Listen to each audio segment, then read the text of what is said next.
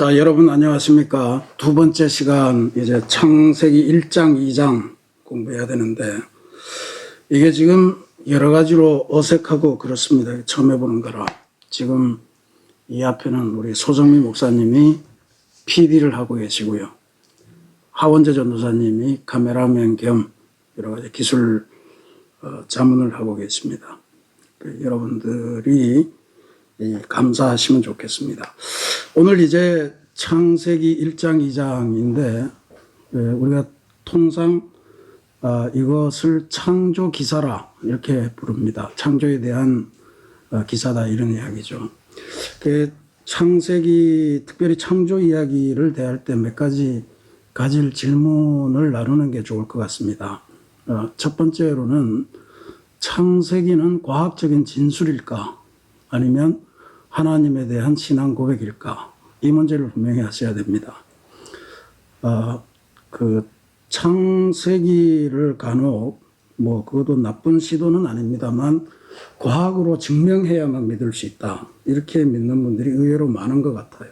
그래서 진짜로 에덴 동산이 있었을까? 어디 있을까? 이런 거에 관심을 갖고 노아의 방주는 실존했나 안 했나? 과학적으로 증명할 수 있나 없나.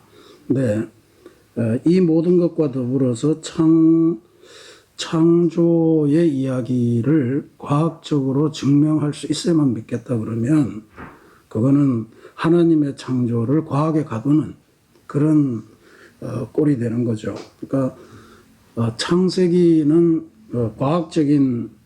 과학책도 아니고 역사책도 아니고 그래서 이 창조는 일종의 초과학이다. 이렇게 믿으시는 게 좋을 것 같고요. 그런 의미에서 저는 창조는 하나님에 대한 신앙 고백이기 때문에 성경이 다양한 장르가 있지만 우리 성도님들에게 고민하고 싶은 거는 이게 성경을 읽을 때 무슨 교리 서적을 대하듯이 그렇게 읽지 마시고 아주 감동적인 우리가 드라마로 성경을 읽는다고 그랬는데 아주 감동적인 문학 작품을 읽는다. 시를 읽는다. 혹은 소설을 읽는다. 이런 아주 감동적인 문학 작품을 대하는 것 같은 그런 느낌으로 읽으셔야 이게 성경의 제대로 된 의미를 발견할 수 있을 거다. 그렇게 봅니다. 그 창조과학이나 창조사학 이런 시도들이 많은데 말씀드리지만 그런 것들이 의미는 있을지언정 그거 자체가 전부 다는 아니다 하는 것을 기억하셔야 됩니다. 두 번째로는 창조 기사를 대할 때 가질 질문 중에 저는 왜라고 하는 질문을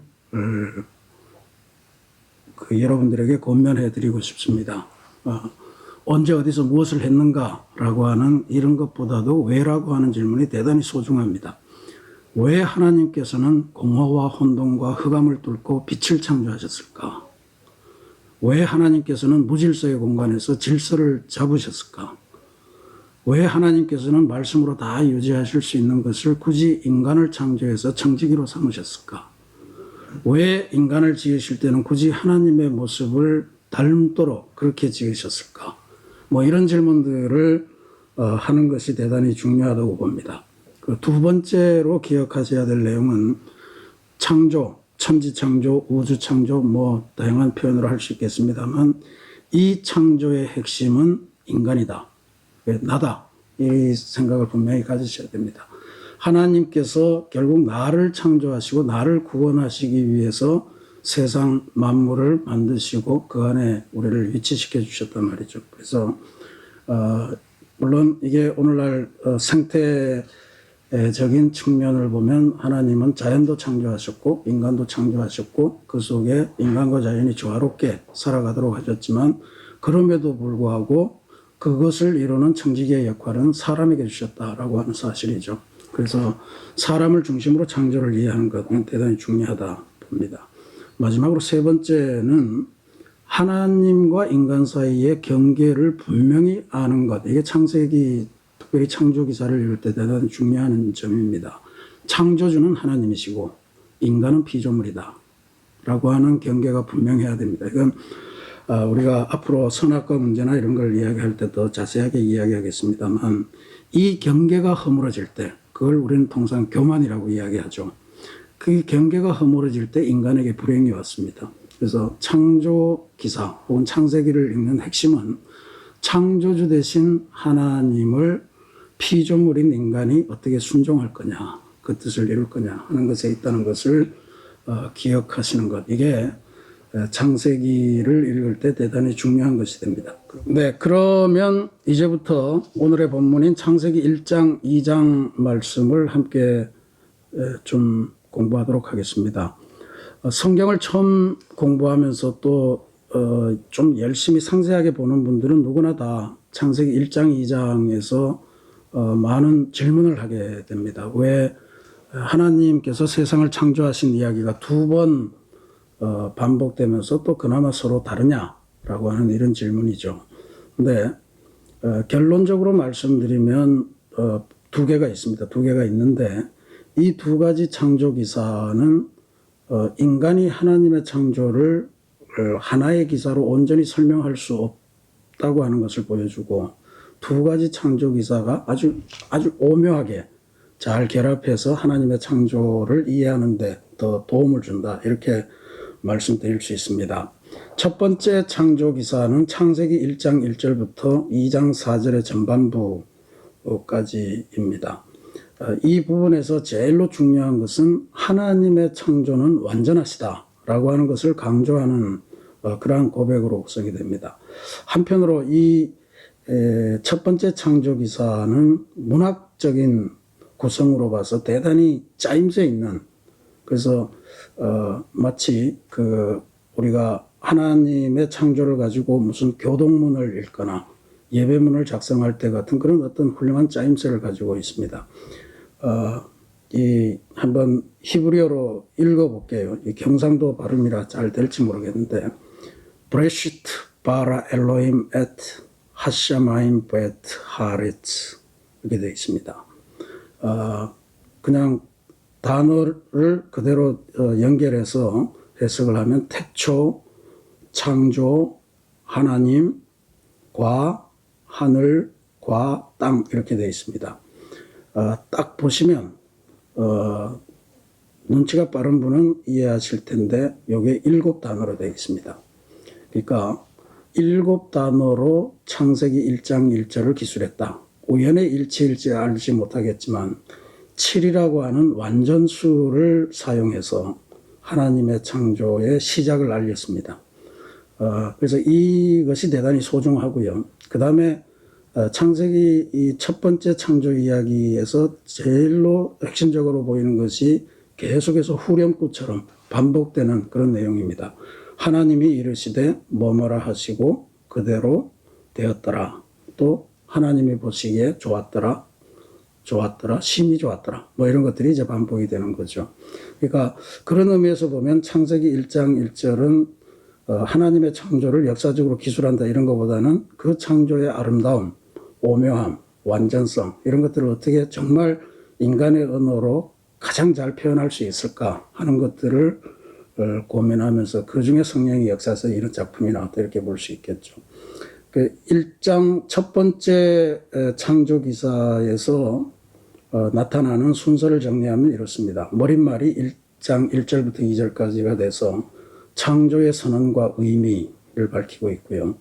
그 다음에 이제 첫째 날, 둘째 날, 셋째 날, 넷째 날, 다섯째 날, 여섯째 날, 일곱째 날 해서 빛, 궁창과 바다가 분리되고 마른 땅과 식물이 태어나고 해와 달이 생기고 고기와 새, 땅의 동물과 사람, 그리고 일곱째 날에 휴식하셨다. 이렇게 되어 있는 거죠. 근데 요것도 보면 요 순서는 뭐 2장에 가면 전혀 의미가 없게 그렇게 되어 있습니다만 요것도 내용을 잘 짜맞춰 보면 굉장히 재미가 있습니다. 이게 그 일곱째 날하고 머릿말을 8개잖아요. 그러니까 이것을 이렇게 그 끝과 처음을 연결하고 이렇게 하나하나 짜맞춰 보면 머릿말과 일곱째 날, 이거는 창조의 선언과 의미, 그리고 그 완벽함을 찬양하는 걸로. 그 다음에 첫째 날하고 여섯째 날, 그러니까 창조의 시작 날하고 일하시는 마지막 날이죠. 그거는 땅을 비치는 빛이 있어서 사람과 동물의 생명을 보존하는 것으로 대가 되고, 그 다음에 가운데 있는 둘째 날, 다섯째 날은 하늘과 바다가 분리되면서 각각 물고기와 새의 거처가 되고, 셋째 날, 넷째 날은 붙어 있는 것 같은데 낮의 해와 밤의 달이 땅의 식물을 풍요롭게 하는 걸로. 그러니까 이 성사학자들이 뭐 굳이 아주 없는 것을 찾아서 해석을 했다기보다는 기록될 때부터 이것이 굉장히 하나님의 창조가 정교하다, 또 완벽하다라고 하는 것을 고백하기 위한 그러한 노력이 또 기도가 있었다 하는 것을 이해할 수가 있습니다. 이게 이제 첫 번째 창조의 주요한 내용이고요. 두 번째 창조 기사는 창세기 2장 4절에서 25절의 이야기입니다. 여기에서 주안점은 하나님의 일하시는 모습을 고백하는 거예요. 하나님이 직접 첫 번째 창조기사는 하나님이 말씀으로 다 만드셨는데 여기서는 하나님이 직접 일을 하신 것으로 고백이 됩니다. 그래서 일하시는 하나님이기 때문에 창조라고 하는 단어를 사용할 때도 다른 단어를 사용합니다. 1절에 하나님께서 말씀으로 창조하실 때는 전부 다 바라라고 하는 단어를 써요. 이거는 하나님만을 주어로 할 수 있는 그런 단어입니다. 왜냐하면 무로부터 창조를 말하는 거거든요. 근데 아싸, 여기 사용된 2장에 사용된 창조는 아싸라고 하는 단어를 써요. 이거는 우리가 통상 뭐를 만들어내다, 재료를 갖고 뭘 만들다 할 때 이 동사를 씁니다. 지금 여기 2장에 보면 진흙을 버무려서 사람을 지으시고 아싸죠. 또 동산을 창설하시고 또 아싸입니다. 나무가 나게 하시고 가꾸시고 지으시는 하나님. 그러니까 하나님이 말씀만 하신 게 아니고 온 곳을 돌아다니시면서 일하시는 그런 모습을 보여줍니다. 또 하나 주목할 것은 첫 번째 창조기사의 하나님, 그리고 두 번째 창조기사의 하나님을 표현하는 단어가 달라요. 1장 첫 번째 창조기사의 하나님은 엘로힘으로 되어 있습니다. 그냥 하나님이라고 우리 성경에서는 그렇게 번역을 하죠. 태초에 하나님이. 근데 두 번째 창조기사에 가면 이 하나님이 여호와 하나님이 됩니다. 그러니까 신학적으로는 이걸 하나님을 이라고 한 이것을 피문서라고 이야기하고 제사장 문서라고 하죠. 여호와 하나님, 야훼, 제이로 쓴 이 문서는 제이 문서다, 뭐 이렇게도 구분합니다만 우리 성도님께서는 그런 깊이까지는 안 가시더라도 하나님을 하나님으로 고백한 계통이 있었고 또 하나님을 여호와 하나님이라고 고백한 그런 계통이 있어서 서로 창조를 다르게 고백했다, 이렇게 이해를 하시면 될 것 같아요. 두 번째 창조기사에서 또 중요한 거는 첫 번째 창조기사는 첫째 날, 둘째 날, 셋째 날, 이게 아주 일목요연하게 딱 정리가 되어 있는데 두 번째 창조기사는 그렇지 않습니다. 오히려 다른 거는 전부 다 그냥 훅 지나가고 사람을 어떻게 만드셨는가 하는 것에 대한 긴 설명을 하고 있습니다. 그래서 사람이 창조의 중심이다라고 하는 아까 우리가 보았던 그 내용하고 굉장히 겹쳐 있죠. 저는 여기 사람의 창조를 보면서 특별히 오늘날 많은 사람들이 곡해하기도 하고 또 왜곡시키기도 하고 이러는데 이 아담의 갈빗뼈로 이브를 만든 것, 이것에 대한 의미가 이 두 번째 창조기사에서 대단히 중요하다고 봅니다. 왜냐하면 처음으로 가정을 창설하셨고 그런 과정이기 때문에 그래요. 여기 보면 이는 내 뼈 중에 뼈요 살 중에 살이라.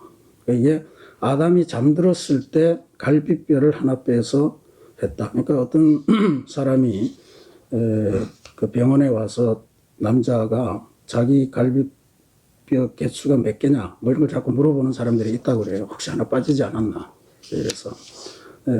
근데 지금 여기에 내 뼈 중에 뼈요 살 중에 살이라 라고 하는 것은 히브리어에 있어서 아주 관용적인 표현입니다. 정말로 나와 똑같은 사람을 만났을 때 하는 그런 표현이라는 거죠. 그러니까 표준세 번역이나 공동 번역은 이렇게 번역을 합니다. 이제야 나타났구나 이 사람. 뼈도 나의 뼈, 살도 나의 살. 그러니까 천생연분이다 이런 이야기죠. 그러니까 사람을 창조하시고 또 그걸 남자와 여자로 창조하신 것은 천생연분을 만들어 주셨고 그걸로 하나님께서 가정을 창설하시는 그런 과정이 이 두 번째 창조 기사에서 대단히 중요한 점이다라고 하는 것을 알 수가 있습니다. 그러면 저희들이 여러분들에게 매번 성서 통독을 위한 질문지를 드리는데 그 질문지에 도움도 되고 하도록 그 하나하나 그 중심되는 구절을 한번 해석을 해보도록 그렇게 하겠습니다. 먼저 1장 1절에 태초에라고 하는 말씀, 영어로 말하면 in the beginning 이렇게 씁니다.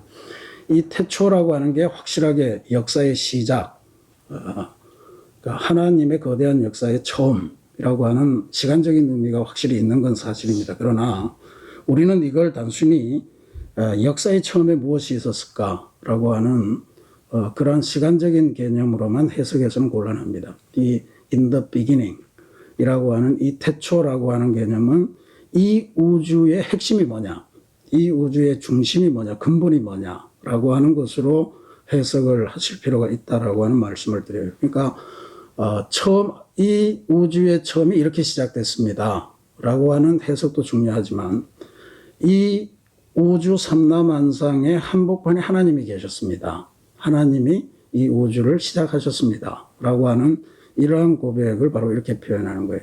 그리고 1장 1절에 천지라고 하는 개념도 그런 의미에서 하늘과 땅, 단순히 우리가 살고 있는 지구만을 의미하는 게 아니죠. 하나님이 다스리는 모든 피조물의 영역, 이걸 전부 다 말하는 것이다. 이렇게 해석을 하시면 됩니다. 창조하시니라 1절에 나오는데 여기 창조하시니라 아까 말씀드린 대로 바라라고 하는 단어를 사용했습니다. 아무것도 없는 상황에서 만들어내시는, 그러니까 무로부터의 창조 이렇게 표현을 하죠. 그 다음에 1장 2절에 가면 하나님의 영이 수면 위에 운행하시니, 여기 하나님의 영, 이것은 루아흐라고 하는 유명한 히브리어를 쓰고, 이건 바로 하나님의 숨, 뭐 이렇게도 표현을 하지만 성령이다 이렇게 보셔도 무방합니다. 이게 창세기에 나오는 첫 번째 창조의 아주 중요한 점, 두 번째 창조도 물론 그렇지만 삼위일체 하나님이 함께 일하시는 모습을 우리에게 보여준다는 점에서 중요해요. 하나님의 영, 또 두 번째 창조 기사에서는 코에 생기를 불어넣으셨다. 이게 전부 다 같은 단어, 루아흐라고 하는 단어를 씁니다. 그러니까 하나님의 영, 하나님의 숨, 하나님의 호흡, 이것을 말하죠. 그 다음에 1장 5절에 가면 저녁이 되고 아침이 되니 라고 하는 구절이 나오는데 이 순서가 대단히 중요한 것 같아요. 지금 창세기의 창조 순서도 보면 어둠 속에서 빛을 만들어내신단 말이죠. 그러니까 빛이 먼저가 아니고 어둠이 있었는데 거기에서 빛이 생겨나는 이 과정을 써서 이게 창세기가 무질서에서 질서로 또 어둠에서 빛으로 뭐 이렇게 나아가는 그 과정을 보여주는 게 중요한데 역시 저녁이 되고 그 다음에 아침이 되는 하나님의 창조의 과정이 어둠에서부터 빛으로 나가는 과정이다. 이런 것들을 표현하는 그런 모습으로 볼 수 있습니다. 1장 11절에 가면 각기 종류대로라고 하는 말씀이 나옵니다. 각기 종류대로 지으셨다라고 하는 거죠. 이걸 흔히 이제 많은 창조론자들이 진화론이 틀렸다라고 하는 이런 것으로 이제 이 말씀을 사용합니다. 그러니까 하나님께서는 종간의 진화를 되도록 허락하신 것이 아니고 종간 이동이 없도록 모든 종을 만들어내셨다라고 하는 그런 표현으로 사용하는 거죠. 뭐 하나님께서 모든 생명체마다 그 의미를 가지시고 창조하셨다라고 하는 그런 뜻으로 받아들이시면 되겠다 이렇게 믿습니다. 그 다음에 이제 1장에서 정말로 중요한 구절이 바로 26절에 나오는 구절입니다. 26절에 하나님이 이르시되 우리의 형상을 따라 우리의 모양대로 우리가 사람을 만들고, 그러니까 우리의 형상을 따라 우리의 모양대로. 여기서 이제 우리가 누구냐라고 하는 게 중요해요. 당연히 하나님입니다.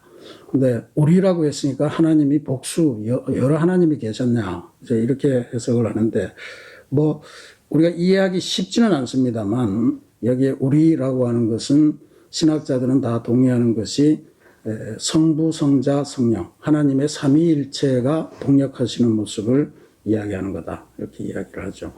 그래서 하나님 세 분, 세 위격의 하나님께서 함께 천지 창조와 더불어서 사람의 창조, 우리를 창조하셨다. 그리고 그 창조하는 방식은 우리의 모양, 하나님의 모습대로 만드셨다. 이 하나님의 모양이라고 하는 것에 이 언어가 임하고 영어로 말하면 이미지입니다. 이미지. 그러니까 이건 외모를 말하는 것이 아니고 하나님이 갖고 계신 어떤 속성, 하나님의 품성 이것을 닮은 거죠. 사람에게 동양적으로 표현하면 측은지심이 있고 누구를 보면 불쌍히 여기는 마음이 있고 진리를 즐기는 마음이 있고 뭐 이런 것들은 다 하나님의 속성을 우리가 갖고 있기 때문에 그런 것이다. 이렇게 해석을 하시면 됩니다. 그 다음에 1장 28절의 말씀은 여러 차례에 걸쳐서 이제 반복되는 말씀이죠. 하나님이 그들에게 복을 주시며 하나님이 그들에게 이르시되 생육하고 번성하여 땅에 충만하라. 땅을 정복하라.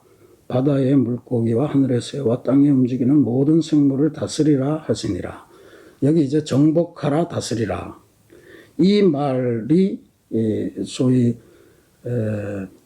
그 서구 교회에서는 지금까지 이방 땅을 정복하는 것, 그 다음에 식민지를 만들어서 다스리는 것 이런 거를 할 때 성서적인 근거가 되어 왔던 점을 부인할 수가 없습니다. 그러나 그거는 하나님의 이 말씀을 철저하게 왜곡한 자기네들의 어떤 이익을 위해서 성경을 갖다 끌어붙인 아전인수격 해석의 전형이라고 봅니다. 여기 정복하라, 다스리라 라고 하는 것은 너네 마음대로 하라라고 하는 이야기가 아니죠. 2장에 나오는 창조기사에서 하나님께서 아담의 손을 잡고 쭉 돌아다니십니다. 돌아다니면서 이름을 지어봐라. 그리고 이제 아담이 이름 짓는 대로 그 이름을 다시고 그렇게 사랑하는 모습을 보여주세요. 그러니까 여기에서 우리가 중요하게 볼 것은 땅을 정복해라, 모든 생물을 다스리라 라고 하는 것의 핵심적인 이야기는 하나님의 명을 따른 청지기직의 부여입니다. 청지기라고 하는 것, 이것은 주인의 뜻을 따라서 그 권한을 행사하는 사람이죠. 자기의 뜻대로 하는 게 아니고 주인의 뜻이 중요합니다. 그러니까 하나님의 뜻에 따라서 이 땅을 잘 관리하라 라고 하는 그 소명을 주신 건데 용어가 과격하다 보니 이게 그런 식으로 곡해가 됐습니다.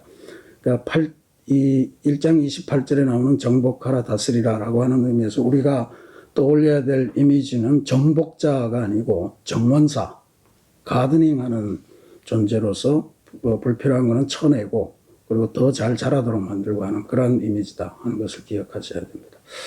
그 다음에 2장으로 넘어와서요. 7절 말씀에 보면 이렇게 되어 있습니다. 여호와 하나님이 땅의 흙으로 사람을 지으시고 생기를 그 코에 불어 넣으시니 사람이 생명이 되니라. 이렇게 되어 있습니다.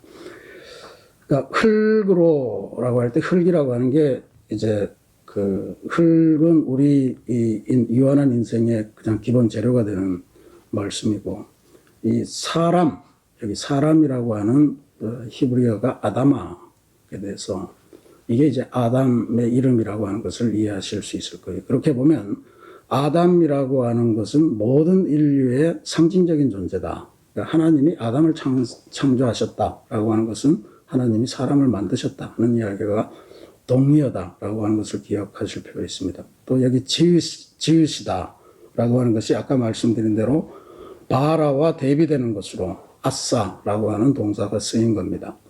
그러니까 말씀으로 사람을 만드신 것이 아니고 흙을 이용해서 버무리고 그래서 사람을 하나님이 직접 만드셨다. 여러분들은 어떻게 생각하십니까? 하나님이 여러분을 말씀으로 창조하신 것하고 하나님이 정말 흥미를 가지시고 요 사람은 어떻게 만들까? 코는 이렇게 하나하나 만드시는 이 과정을 보면 어느 하나님이 더 정겹게 느껴지시는지 모르겠어요. 저는 단연코 이 2장에 나타난 나를 만드시기 위해서 고심하시고 또 직접 손길을 넣으시고 정성을 들이시고 하나하나 만들어져 가는 과정을 보면서 기뻐하셨던 그 하나님이 훨씬 더 가슴에 와닿습니다. 그리고 모든 동식물이 있지만 유일하게 사람에게만 생기를 코에 불어넣으셨다. 생기는 아까 하나님의 숨, 하나님의 영이라고 표현했던 그 루아흐, 하나님의 호흡입니다. 하나님의 생기가 코에 들어오니까 사람이 생영이 되었다. 그러니까 영이 되었다라고 하는 거죠.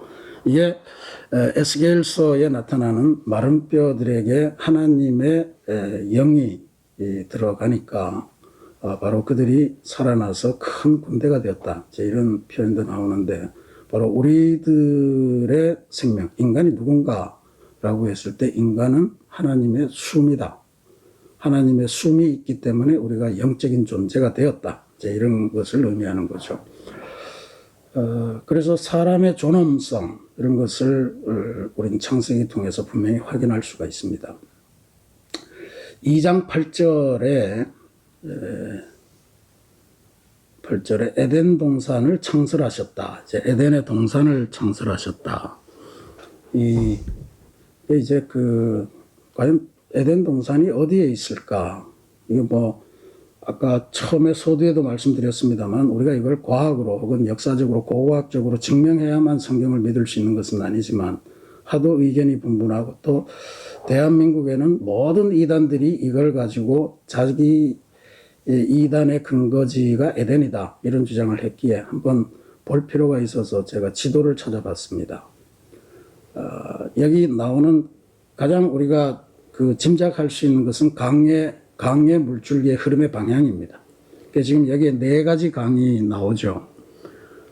첫째 이름은 비손, 둘째 강의 이름은 기혼, 셋째 강의 이름은 hitdekel, 넷째 강은 유브라데 이렇게 나와 있습니다. 우리가 세계사 시간을 통해서 많이 배운 강이 티그리스 강과 유프라테스 강, 이게 메소포타미아 문명의 핵심적인 유역이다 이렇게 이야기하는데 여기 나오는 hitdekel이라고 하는 것이 티그리스라고 하는 말에 거의 동의어다 이렇게 보시면 됩니다. 그러니까 유브라데스 강하고 티그리스 강 이게 이제 중심되는 강이죠. 근데 hitdekel이 아수르 동쪽으로 흘렀다. 그러니까 지금 여기 지도를 보시면 hitdekel, 티그리스가 같이 돼 있죠. 그리고 동쪽으로 흘렀는데 이 동쪽이 어떻게 아수르 밑쪽으로 이렇게 해서 아래쪽에 페르시아만으로 흘러가는 이게 이제 티그리스 강이 되는 건데 동쪽으로 흘렀다고 그랬으니까 어떤 사람은 위에 있는 에덴 동산을 이야기하고 어떤 사람은 지금 밑에 있는 이 에덴 동산을 이야기합니다. 근데 이제 빗손강, 기혼강 이런 것까지도 포함해서 보면 밑에 있는 에덴 동산이 훨씬 더 가깝다고 볼 수 있는 거죠. 그런 의미에서 아마 에덴 동산은 지금 이쯤 될까요? 이게 요즘 붙이면 어디 이라크쯤 될까요? 이제 이런 의미가 있다는 것을 기억하시고, 근데 신천지가 이제 이걸 보면서, 동산에 과일 나무가 있었고, 그 다음에 개울이 3개, 4개 있었다. 그래서 완전히 얼토당토 않는 해석을 했어요. 과일이 있고 물이 3개, 4개가 흐르니까 4천자를 거기다 갖다 붙인 거예요. 그래서 과천이다.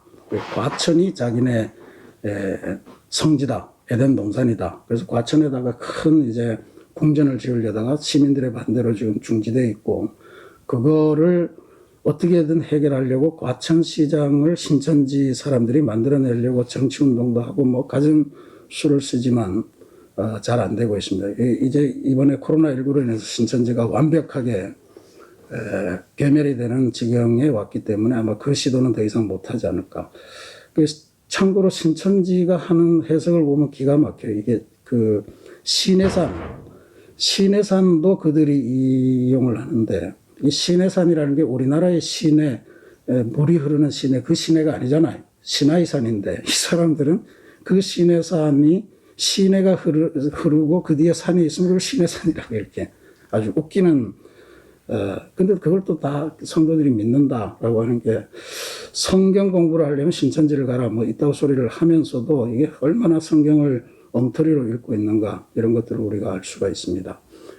그런데 현혹되지 마시고 에덴 동산이라고 하는 것은 우리가 잘 알 수 없지만 성서적인 측면을 보면 이 네 강을 중심으로 해서 어딘가 지점을 찾을 수 있는 건데 그것도 엄밀히는 중요하지 않은 거다 이렇게 볼 수 있죠. 그러니까 에덴 동산을 이제 잘 아셨으니까 과천이다, 뭐 우리나라에 있다 이런 생각하지 마시고 하나님이 설정해 주신 좋은 것이다. 그 의미가 중요합니다. 그 다음에 이제 2장 17절에 보면 또 우리 성도님들이 좋아하시는 구절이 나오는데 17절에 선악을 알게 하는 나무의 열매라. 이게 이제 이른바 선악과라고 하는 선악을 알게 하는 나무의 열매인데 선악과라고 우리가 편의상 부르죠. 뭐 서양 사람들은 이걸 사과다 이제 이렇게 굳이 이야기를 하지만 핵심은 두 가지인 것 같아요. 그 두 종류의 나무가 있습니다. 하나는 생명나무고 하나는 선악 나무입니다. 그러니까 생명나무라고 하는 건 하나님이 주신 은혜이죠. 그러니까 루터는 그것을 영생의 열매다 이제 이렇게 구별을 했고 대신에 칼빈 같은 사람은 생명나무보다는 선악과에 더 초점을 맞춰. 이거는 모든 에덴 동산의 것을 다 누리지만 하나님의 경계를 침범해서는 안 되는 영역이 있다는 걸 알려주기 위한 경계표다. 이제 이렇게 해석을 하죠. 그래서 이 선악을 알게 하는 나무의 열매. 뱀은 이걸 교묘하게 우리가 다음 시간에 보겠습니다만 선악을 알게 되는 것은 사실은 하나님의 영역입니다. 네. 그것을 두셨다는 것이 굉장히 우리로서는 힘겨운 일이긴 하지만 또 그게 있으니 보암직도 하고 먹음직도 하니 안 먹을 수도 없었고 그런 측면이 있죠. 선악을 알게 하는 나무의 열매다라고 하는 것은 하나님과 우리 사이를 경계짓는 그러한 에덴 동산의 특징적인 그런 어떤 영역의 제한이다. 이렇게 이해를 하시면 될 것 같습니다. 2장 18절에 우리 교우들이 좋아하시는 구절인데 바로 돕는 배필이라. 여호와 하나님이 이르시되 사람이 혼자 사는 것이 좋지 아니하니 내가 그를 위하여 돕는 배필을 지으리라 하시니라. 여기 이제 돕다라고 하는 말이 에제르. 우리 속회 중에도 에제르 속회가 있습니다. 아마 여성들 중에서 돕는 배필을 설정하면서 이제 쓴 것 같은데 배필이라고 하는 단어는 네게드라고 하는 히브리어를 쓰죠. 그러니까 이제 여기 돕는 배필이라고 하는 말을 쓸 때 절대로 오해하지 마셔야 될 것은 이거는 남성 중심적으로 살아가게 만드는 그런 표현이 아닙니다. 네게드라고 하는 배필의 뜻은 상대다, 마주한다 이런 뜻이 있는 거예요. 그러니까 그 아담과 하와의 사이라고 하는 것은 아담이 역사의 주인이 되고 하와가 아담을 돕는 이런 정도의 의미를 갖는 게 아닙니다. 똑같은 두 사람이 나와서 함께 서로 마주보면서 하나님의 역사를 만들어가는 주역이 되라라고 하는 그런 의미죠.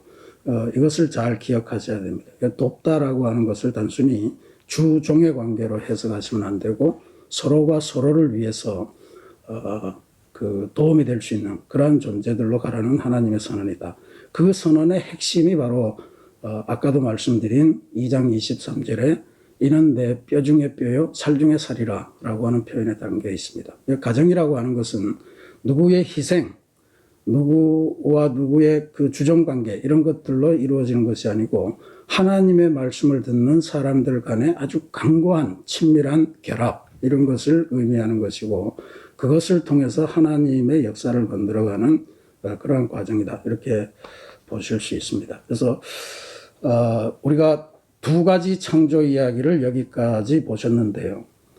두 창조의 기사는 하나님의 창조가 서로 모순된다 라고 하는 것이 아니고 하나님의 창조를 이해하는 두 가지의 아주 보편적인 입장, 각도, 고백의 내용 이렇게 보시면 될 것 같습니다.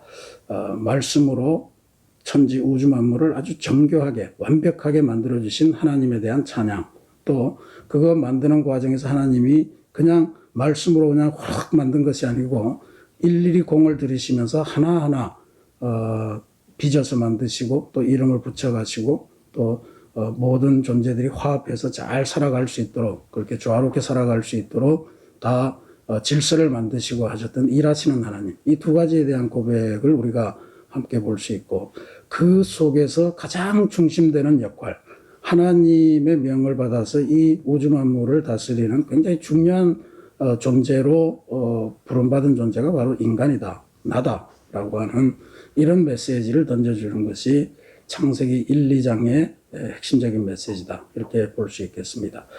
그러면 오늘 성경 공부는 여기까지 하겠습니다. 긴 시간 수고하셨고요.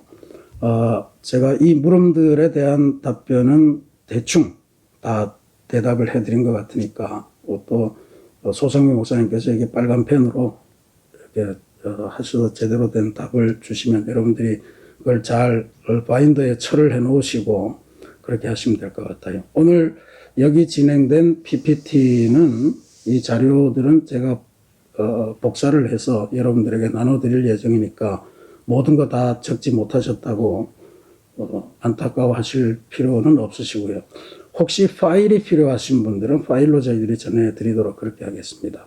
그러면 코로나19가 만연한 이 세상에 여러분들 승리하시고 코로나19에 감염은 되지 마시고 잘 극복하셔서 하나님의 창조 세계를 아름답게 만들어 가시는 그런 훌륭한 청지기로서 거듭나시는 새로운 주간이 되시기를 주님의 이름으로 기도드리겠습니다. 같이 기도하겠습니다. 사랑과 은혜가 풍성하신 하나님, 하나님의 사랑으로 저희들이 TBC 성경 공부를 시작했습니다. 하나님의 구원 드라마로 하나님의 말씀을 보면서 오늘 나를 만드시고 오늘 나를 구원에 이끄시기 위해 지금도 일하시고 계신 하나님의 놀라우신 역사하심과 또 우리를 죄악으로부터 구원하시기 위해 예수 그리스도 독생자 외아들을 희생시키신 그 어마어마한 사랑까지도 우리가 함께 깨닫게 되는 귀한 여정이 되게 주님 인도하여 주옵소서. 이 세상 살아갈 때 그냥 살아가는 것이 아니라 하나님께서 주신 명령을 가지고 계획 안에서 살아가는 존귀한 존재임을 기억하고 인생의 자긍심을 가지고 승리하는 우리 모든 성도들이 되게 인도하여 주옵소서. 예수님의 이름으로 감사기도 드립니다. 아멘. 자, 수고 많이 하셨습니다. 다음 주에 다시 뵙겠습니다. 감사합니다.